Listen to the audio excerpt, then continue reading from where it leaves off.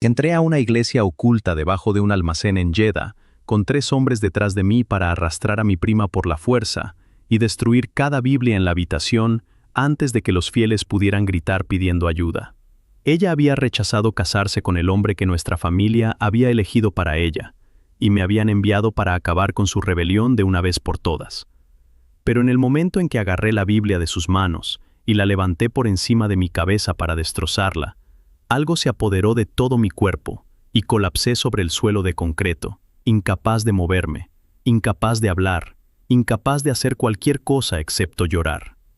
¿Alguna vez has estado tan seguro de que estabas rescatando a alguien que nunca consideraste que eras tú quien los mantenía cautivos? Mi nombre es Tariq Ibn Khaled Al-Harbi, tengo 28 años, y el 22 de marzo de 2022 irrumpí en una reunión secreta de adoración en lo que los creyentes llamaban la Hermandad de San José, escondida en el sótano de un almacén de envío en el distrito de Al-Balad, en Jeddah, Arabia Saudita, con un propósito: apoderarme de mi prima Dalal y destruir los libros cristianos que habían corrompido su mente. No tenía idea de que el Dios cuyas palabras planeaba destrozar estaba a punto de salir de esas páginas y derribar cada muro que había construido dentro de mi corazón. Déjame contarte sobre la familia que me hizo quien era, porque sin eso, nada de lo que estoy a punto de decir tendrá sentido. Mi padre, Khaled bin Fawaz Al-Harbi, era un Qadi senior, un juez religioso, que presidía disputas familiares y de herencia en los tribunales de Sharia de Jeddah. En nuestro mundo, un Qadi no simplemente interpreta la ley, habla con la boca de Alá. Sus fallos eran considerados sagrados, y su reputación se extendía por la provincia occidental como una sombra sobre la que nadie se atrevía a pisar.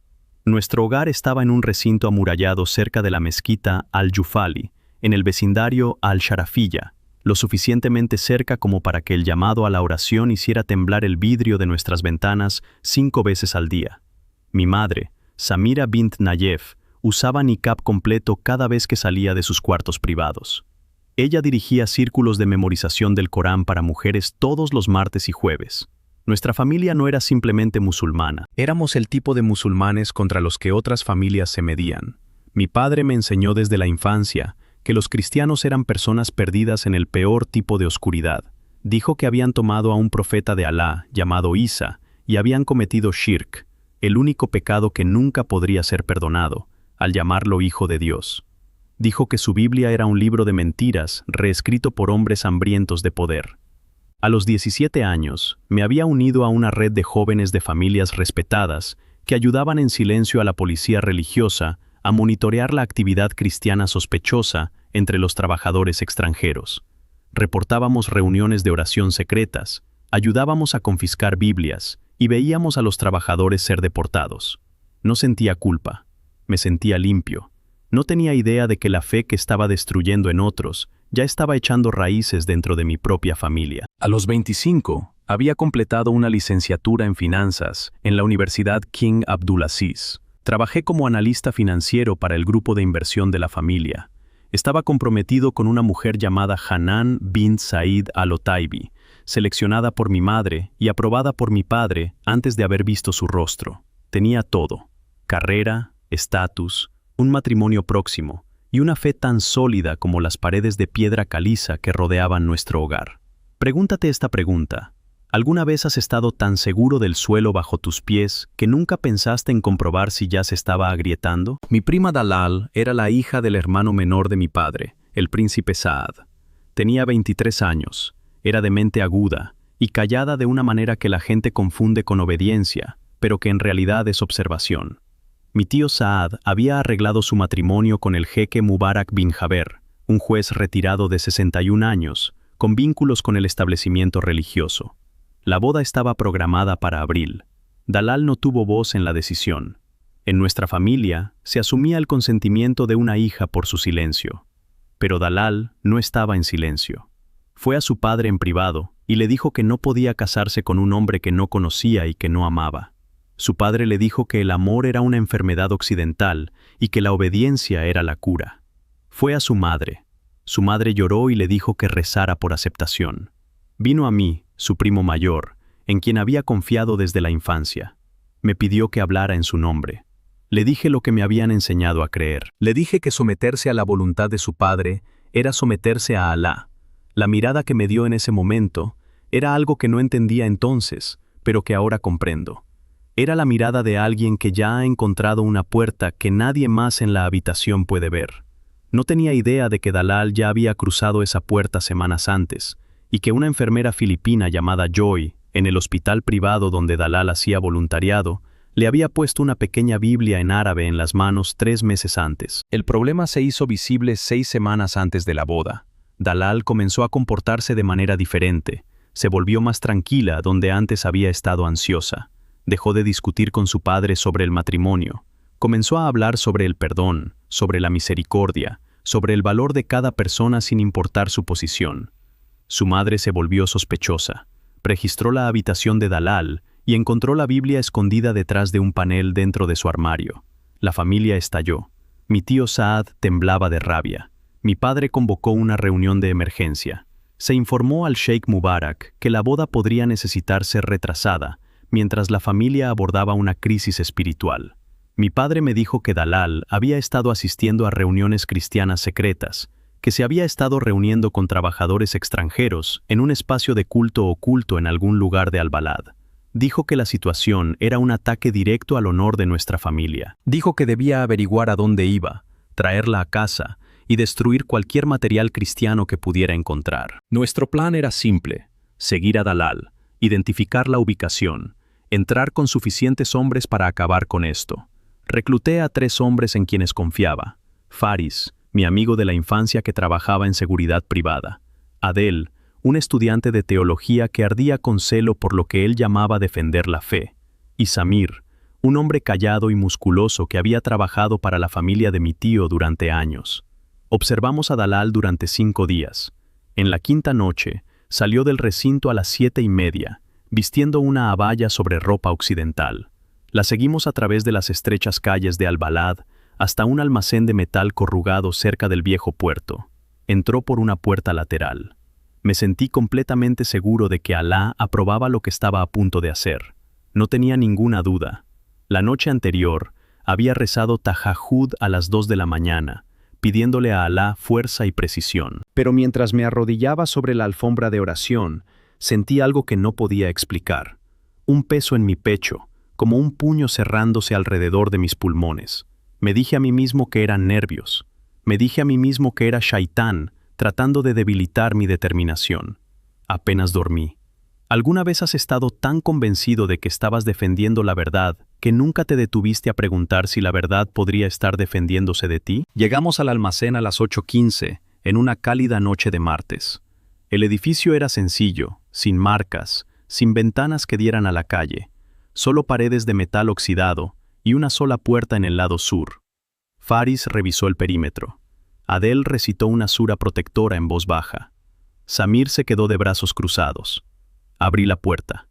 Bajamos por una escalera estrecha hacia un sótano que se había convertido en algo que no esperaba. La habitación era pequeña, tal vez de 30 metros cuadrados, con un techo de concreto bajo y paredes encaladas. Pero estaba transformada. Velas estaban sobre cada superficie plana, llenando el espacio con una luz cálida y temblorosa.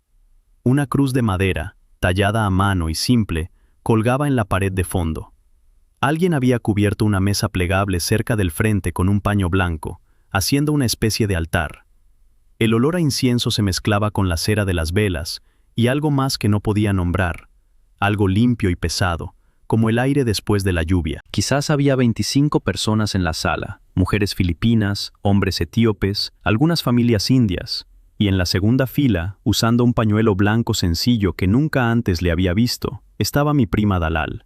Estaba arrodillada en el suelo de concreto con las manos juntas. Sus ojos estaban cerrados. Había una expresión en su rostro que nunca había visto en todos los años que la conocía. Parecía alguien que finalmente había llegado a un lugar por el que había estado buscando toda su vida. Una anciana filipina cerca de la puerta nos vio entrar y sonrió. Dijo: «Bienvenidos, hermanos. Son bienvenidos aquí». La ignoré. Pasé por delante de la primera fila de adoradores. La congregación contuvo la respiración.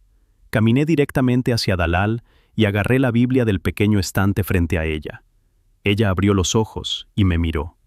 No gritó, no corrió. Dijo, muy en voz baja, «Tariq, por favor, él también te ama». Los creyentes a su alrededor comenzaron a arrodillarse donde estaban. Las madres acercaron a sus hijos. Un hombre etíope cerca del frente comenzó a orar en amárico, su voz suave y firme. Nadie peleó, nadie gritó, nadie nos maldijo. Su paz me hizo furioso. Quería resistencia, quería que alguien me diera una razón para sentirme justo. En cambio, estaba de pie en un sótano lleno de personas de rodillas, orando por los hombres que acababan de irrumpir para destruir su reunión. Una pequeña mujer filipina cerca del altar, anciana con cabello blanco, me miró directamente y dijo, «Jesús te ama, hijo mío. Él murió por tus pecados así como murió por los míos». Levanté la Biblia por encima de mi cabeza, apreté la columna vertebral y me preparé para desgarrarla por la mitad. Le dije a Dalal que se levantara y viniera conmigo, o enfrentara lo que nuestra familia haría si informaba todo lo que había visto. Ella permaneció de rodillas, cerró los ojos nuevamente, susurró, «Jesús, sálvalo, no sabe lo que está haciendo». Fue entonces cuando sucedió, el momento que cambió todo lo que creía sobre Dios. Mis manos estaban bloqueadas, la Biblia estaba sobre mi cabeza y mis dedos no se abrían. Intenté separar las cobijas y mis brazos no se movían. Entonces llegó el calor.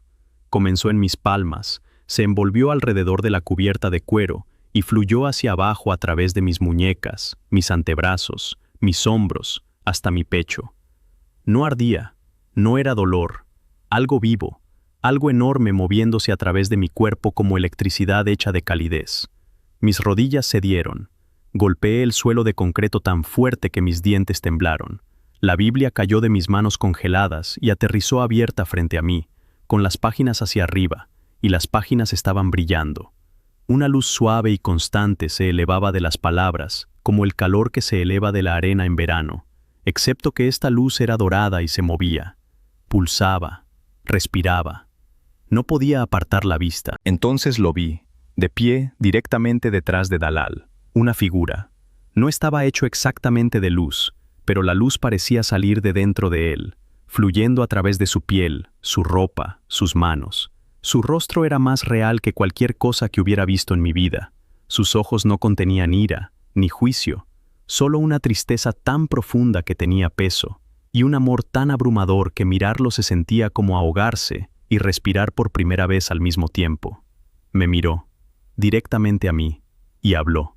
No en voz alta, dentro de mi pecho, dentro de mi cráneo, dentro del lugar donde guardaba mi certeza, mi orgullo y mi nombre. Dijo, «Tariq, sé cada Biblia que quemaste, sé cada familia que destruiste, sé cada oración que ofreciste para silenciar a mi pueblo, y te he amado a través de todo eso. Deja de correr, ella es mía, tú eres mío, regresa a casa». Me desplomé hacia adelante. Mi frente golpeó el frío concreto. Estaba llorando más fuerte de lo que jamás había llorado en mi vida. Las lágrimas llegaron tan rápido que no podía respirar entre ellas. Cuando finalmente levanté la cabeza, la luz se había desvanecido, pero la presencia no. Aún podía sentirla, cálida y paciente, como alguien parado justo detrás de mi hombro. Miré a Dalal. Ella también estaba llorando, pero sus lágrimas eran de alivio, de oración respondida. Le hice la única pregunta que pude formular.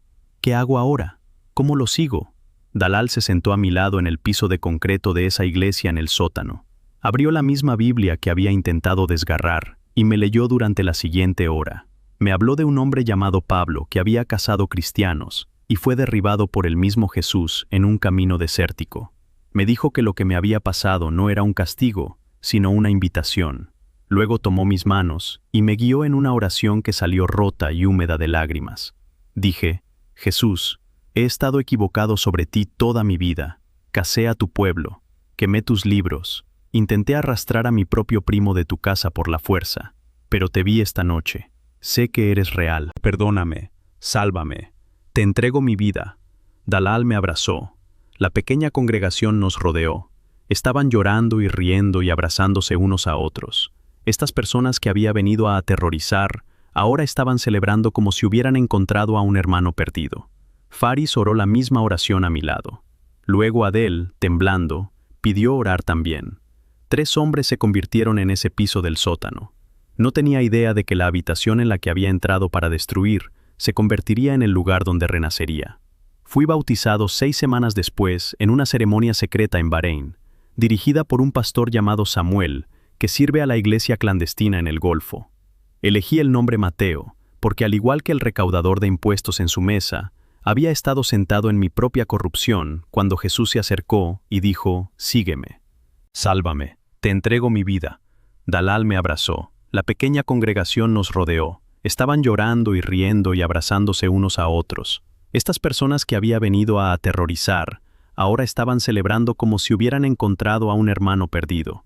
Faris oró la misma oración a mi lado. Luego Adel, temblando, pidió orar también. 3 hombres se convirtieron en ese piso del sótano. No tenía idea de que la habitación en la que había entrado para destruir se convertiría en el lugar donde renacería. Fui bautizado 6 semanas después en una ceremonia secreta en Bahrein, dirigida por un pastor llamado Samuel, que sirve a la iglesia clandestina en el Golfo. Elegí el nombre Mateo, porque al igual que el recaudador de impuestos en su mesa, había estado sentado en mi propia corrupción cuando Jesús se acercó y dijo: «Sígueme». El costo llegó en cuestión de días. Le dije a mi padre la mañana siguiente. Me senté en su estudio, debajo de estanterías llenas de textos de derecho islámico, y le dije que había encontrado a Jesucristo con mis propios ojos y que no podía seguir viviendo como musulmán. Le dije que Dalal tenía razón. El silencio duró tanto que podía escuchar el reloj en su escritorio tic-tac.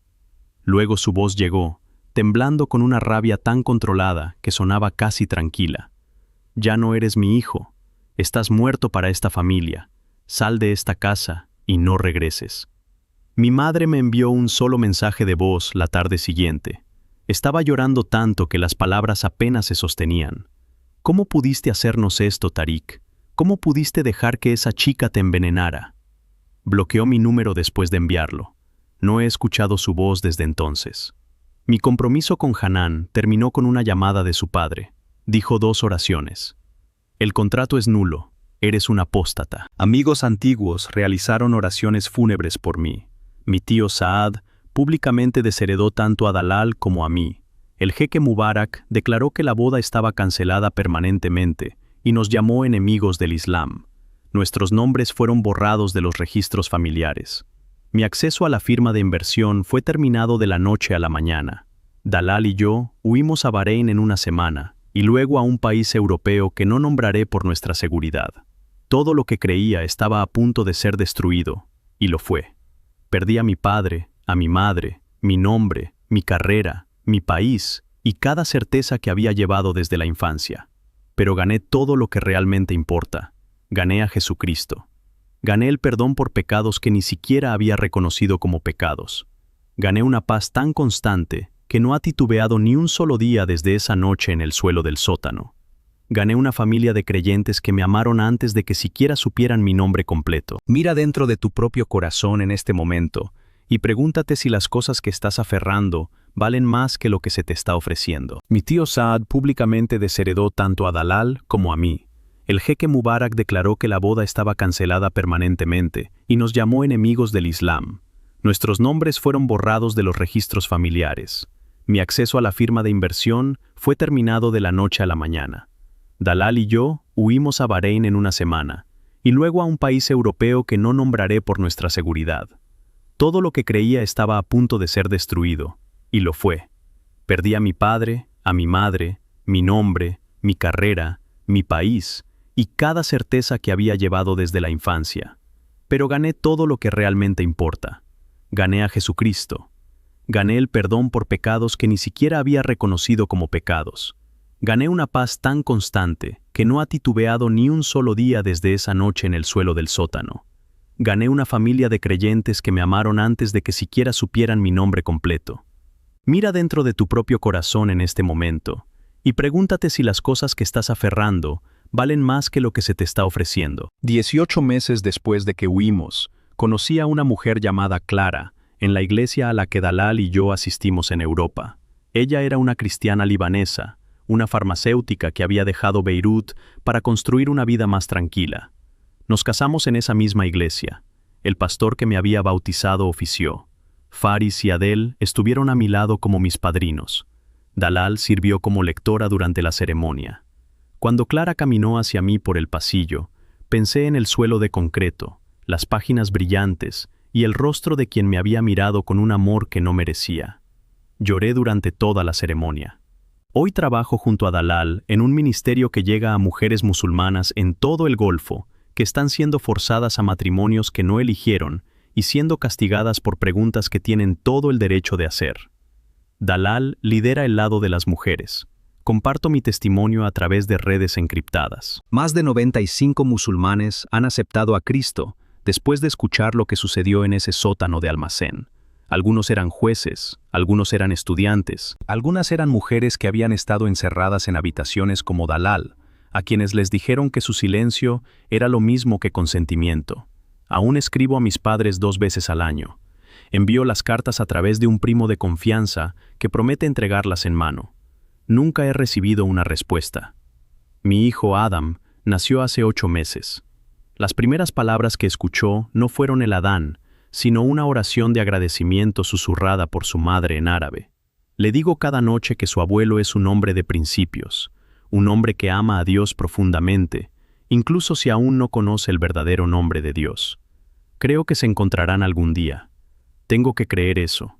Si él puede transformar a alguien como yo, un hombre que asaltó una iglesia oculta para destruir Biblias y arrastrar a su propia prima de vuelta a una vida de la que estaba desesperada por escapar, entonces nadie está fuera de su alcance, y ninguna puerta está demasiado cerrada para abrir. El príncipe saudí que entró en una iglesia en un sótano, con fulia en su pecho y una Biblia en su puño, ya no existe. En su lugar, se encuentra un siervo de Jesucristo que entraría en ese sótano 1000 veces antes de negar el nombre que le llamó desde las páginas brillantes en un suelo de concreto. Si Jesús puede amar y perdonar a alguien como yo, alguien que quemó su palabra y casó a su pueblo, e intentó encerrar a la mujer que envió para salvarme, entonces definitivamente puede amar y perdonar a ti. No importa lo que hayas hecho o de dónde vengas. El mismo Jesús que apareció en una iglesia oculta debajo de un almacén en Jeddah y detuvo las manos de un hombre y rompió el orgullo de un hombre con nada más que su presencia, está frente a ti en este momento, a través de este mismo testimonio. Te está ofreciendo el mismo amor, la misma misericordia, la misma libertad radical que cambió todo para mí y para Dalal. Jesús te está llamando en este momento. No esperes por páginas brillantes o una voz en tus costillas. Él ya te está persiguiendo. Te ha estado persiguiendo desde antes de que presionaras play. ¿Lo dejarás entrar y descubrir el amor que abre cada jaula y libera a cada cautivo? Él ya te está persiguiendo. Te ha estado persiguiendo desde antes de que presionaras play. ¿Lo dejarás entrar y descubrir el amor que abre cada jaula y libera a cada cautivo?